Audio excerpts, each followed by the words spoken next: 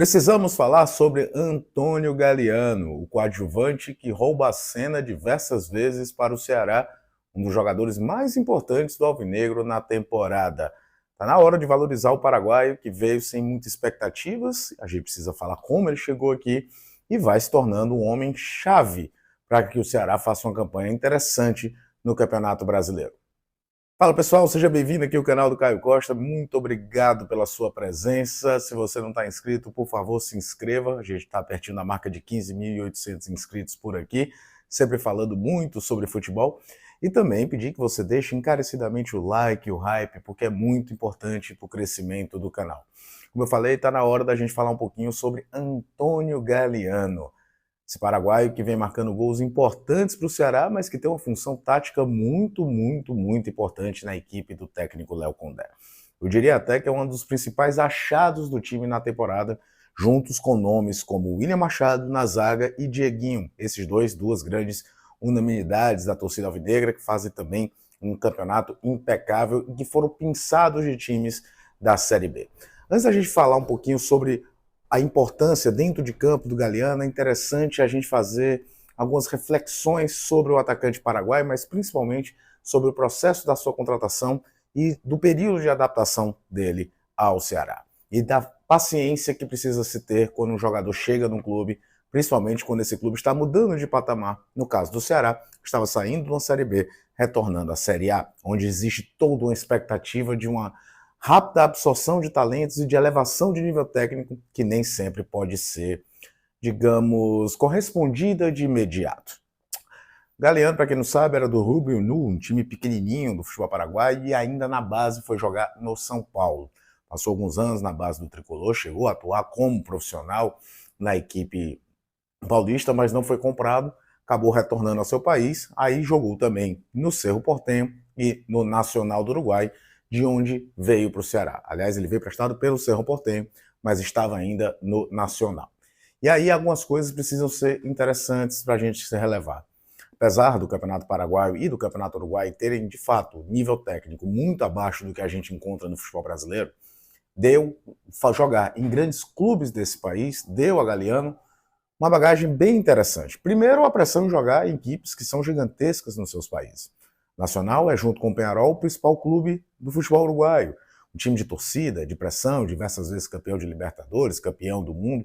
Uma expectativa muito grande, por mais que o futebol doméstico atuando no futebol uruguaio. E os clubes uruguaios, em termos de sul-americanos, não são mais o que já foram em outros tempos. E o Cerro Porteño é, junto com o Olímpia e com o Libertad também, o principal baluarte do futebol paraguaio. Então você joga acostumado a grandes partidas, pelo menos nos clássicos, há uma pressão grande, pressão de imprensa, de torcida. Isso cria uma casca no atleta, um atleta jovem ainda com 25 anos. É interessante entender um pouco desse background do Galeano antes de transportá-lo para o Ceará. Segunda coisa, é visível que foi uma escolha a dedo no sentido de modelo de jogo do Ceará para a Série A. É claro que não é uma nota só, mas quem acompanha o Ceará, e eu creio que você que está vendo esse vídeo acompanha com frequência, sabe que é um time de muita marcação, de transição e velocidade, muito voluntarioso, onde é necessário ocupar espaços no campo ofensivo, entender a hora de agredir e saber recompor defensivamente. O Ceará, inclusive, é normalmente o time que menos passes dá até conseguir uma finalização, ou seja, uma transição em velocidade, ocupação de espaço, leitura correta dos espaços na defesa adversária para as infiltrações.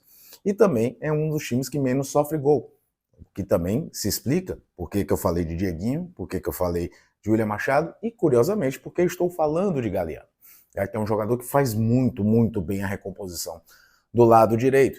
Então fica muito claro que quando o Dimas, o departamento de análise de futebol do Ceará, recorreu ao Galeano, foi uma escolha muito pensada. Não foi aquela coisa do, lembra do menino que começou lá na base do São Paulo, que hoje está jogando no Nacional? Não. Era um modelo de jogo específico e se trazia Galeano para esse time. E é bom ressaltar isso, porque se você prestar atenção de como joga o Galeano, ele não é um jogador talhado para abrir defesas muito fechadas. Ele não é o cara que vai muito para um contra um com o jogador adversário.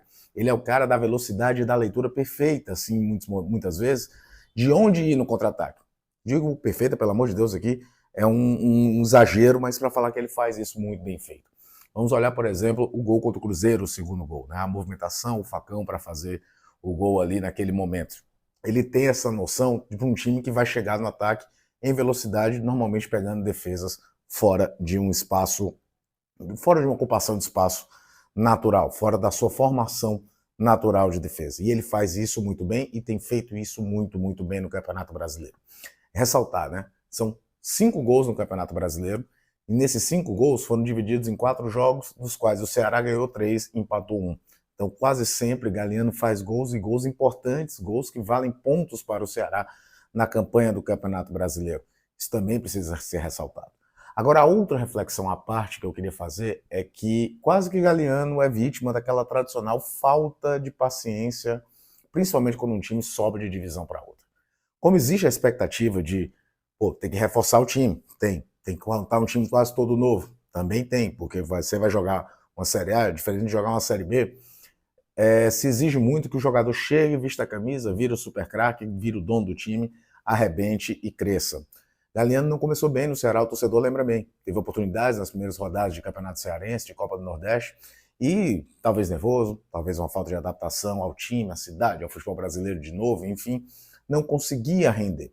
Tanto é que se firmou ali no primeiro momento da temporada um ataque que era Fernandinho, Ailon e Pedro Henrique. Depois, todo mundo lembra, Pedro Raul chega e ganha a posição na posição de centroavante em que o Ailon jogava, às vezes o Pedro Henrique também jogava, enfim, existia uma variação. E o Galhardo, inclusive, muitas vezes era preterido pelo Martínez, que sequer está mais no Ceará, já está jogando no Cuiabá. E aí vem um jogo, porque tem uma coisa que mexe muito com o atleta também, além de todos esses aspectos de entendimento, conhecer o treinador, conhecer como é que joga o time, se readaptar ao futebol do país, enfim, vários aspectos, a tal da confiança. E, não ironicamente, é um jogo contra o Confiança que tem uma virada de chave no Galhardo, aquele jogo da Copa do Brasil que ele entra, faz gol, dá assistência, bate pênalti, o Ceará se classifica, enfim. E a partir dali ele cresce muito e vira uma das referências para o ataque do Ceará hoje. Então, isso é uma lição para o torcedor, para a crônica esportiva também, para todo mundo, de entender que muitas vezes há um período de readaptação, ao novo clube, que você, se for com muita sede ao pote, pode desperdiçar alguém que pode vir a ser útil.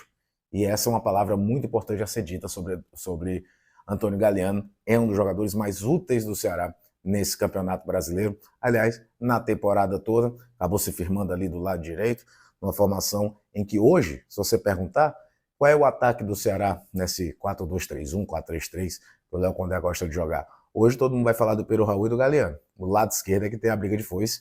PH voltou a marcar gol agora contra o Vasco, se credencia novamente. Fernandinho estava voltando de lesão, participa do gol também, do empate importante contra o Vasco, se credencia também. Tem Paulo Baier, que jogou bem o Paulo Baier contra o Vasco, principalmente no primeiro tempo também, está se credenciando nessa posição, mas ninguém fala muito mais do lado direito não. O dono da posição hoje é Galhardo, um belíssimo achado do Ceará, um jogador muito útil para que o Ceará consiga continuar fazendo a campanha sólida dentro desse Campeonato Brasileiro.